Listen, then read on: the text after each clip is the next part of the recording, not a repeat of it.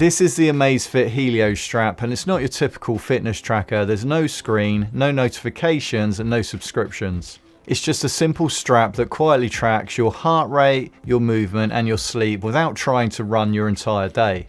And I've used smart rings, Fitbits, and even just my phone, but this one is very different. So this video isn't about analytics or lab accuracy, it's a real world look at what this strap is like to live with. And after wearing this for about a month, I found a few good points and also some things that may put people off. Design wise, it's clean, simple and minimal.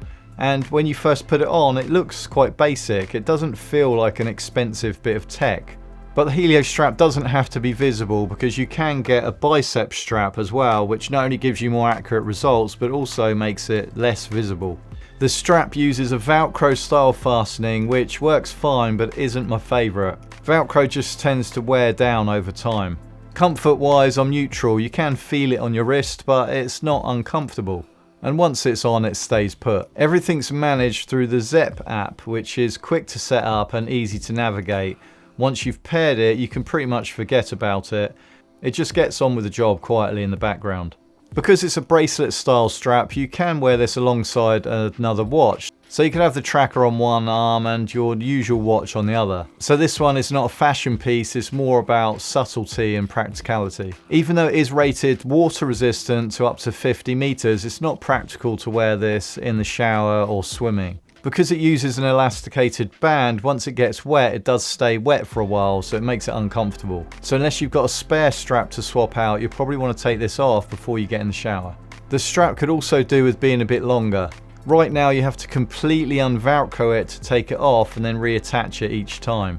It'd be much easier if you could just slightly loosen it and then slide it over your wrist and your hand like you would a normal bracelet. It's just a small tweak, but it'll just make it easier in daily use. Over the past few weeks, I've tested it across a mix of workouts and scenarios, hitting the punch bag, walking through the forest, running on the treadmill, and cycling both outdoors and indoors. And for cycling indoors, I used the Yeesol G1M bike, and Yeesol sponsored this section of the video.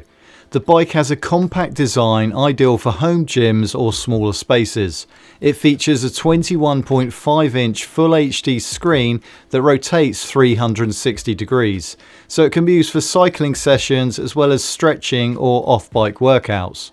One of the key features is the free screencasting. You can mirror your phone directly to the display without needing special permissions or subscriptions.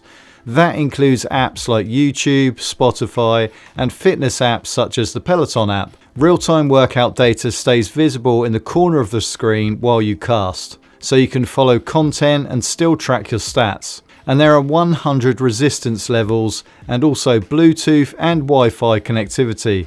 The G1M Plus delivers a full-featured workout setup in a compact size. Check out the link in the description below for more details. I was lucky to buy this after the early teething stage. Amazfit rolled out several updates after a lot of early user feedback, and most of the launch quirks have been now ironed out. So if you are going to buy one now, you'll get a far more refined version. One of those improvements is AI-based workout recognition. So the Helio strap now automatically detects activities like walking, cycling and other workouts and logs them in the app.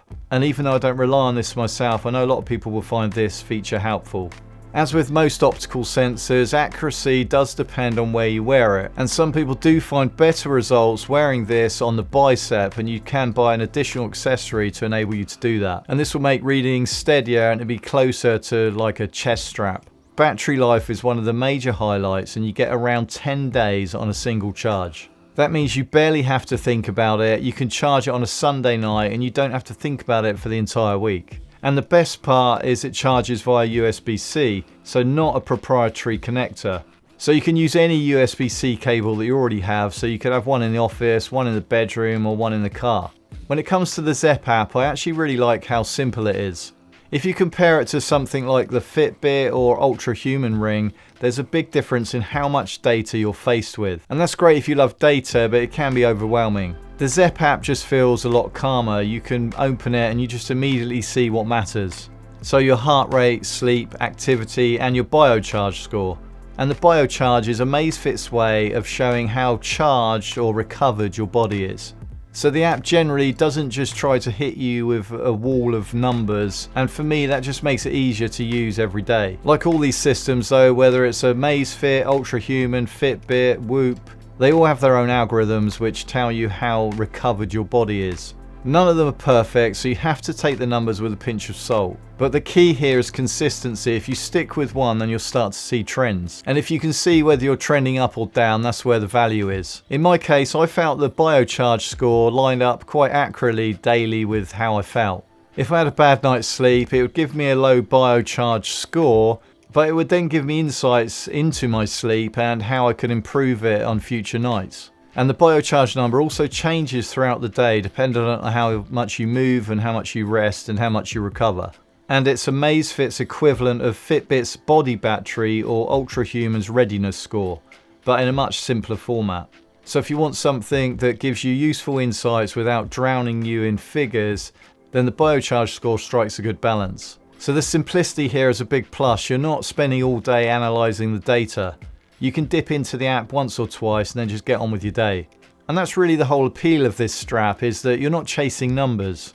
It's about staying aware without being overwhelmed. Overall, the Amazfit strap feels like it's for people that don't want just another smartwatch. It's distraction free, it's comfortable enough, it has a great battery life, and with the few updates that it's had, it's much more capable than it was at launch. So whether this is right for you, it depends where you are in your fitness journey. If you're new to tracking and you like seeing your stats constantly and you want a lot of stats, then this may be too stripped back for you. But if you're already active and you just want something that's accurate but just sits in the background and it's very minimalist, then this approach makes a lot more sense. For me, this doesn't really compete with a smartwatch or a Fitbit.